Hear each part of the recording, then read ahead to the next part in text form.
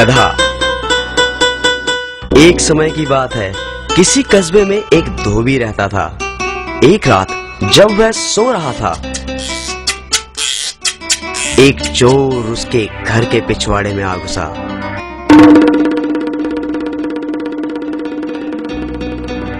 धोबी का एक कुत्ता और एक गधा वहां एक खूंटे के साथ बंधे हुए थे। चोर को देखकर गधा कुत्ते से बोला, कुत्ते भाई, देखो चोर घर में घुस आया है और तुम भौंक नहीं रहे हो। क्या ये तुम्हारा फर्ज नहीं कि तुम भौंक कर मालिक को जगाओ? यदि तुम ऐसा नहीं करोगे तो चोर चुपचाप चोरी करके यहाँ से रफू चक्कर हो जाएगा।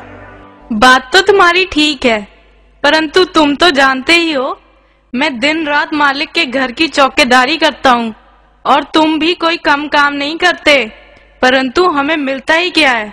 हमें ढंग से पूरा भोजन तक नहीं दिया जाता। ये बात तो तुम ठीक कह रहे हो, परंतु कुछ नहीं। मैंने तो सोच लिया है, मैं आज नहीं भौंकूंगा। मालिक को जब तक हानि नहीं होगी तब तक वो मेरी कदर नहीं करेगा। देखो, ऐसे आड़े वक्त में ऐसी बात सोचना गलत है। मुसीबत के समय अपनी मांग रखना उचित नहीं। मैं उचित अनुचित कुछ नहीं जानता। मैंने तो जो कह दिया सो कह दिया। ऐसे मालिक का भी क्या करना जो अपने काम से ही काम रखे लेकिन हमारा ध्यान बिल्कुल ना करे। गधे को गुस्सा आ गया। ओए मतलब परस्त, तू अपने फर्ज में कोताही कर सकता है, परंतु मैं तेरी तरह कमीना नहीं। लगता है मुझे ही कुछ करना पड़ेगा। और गधा जोर जोर से रैंकने लगा।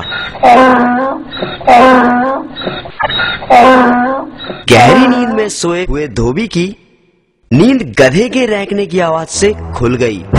वो गुस्से से बिस्तर से उठा और जाकर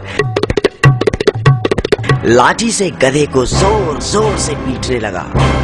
पिटाई इतनी बुरी तरह से हुई कि कमजोर गधे ने वहीं अपने प्राण त्याग दिए।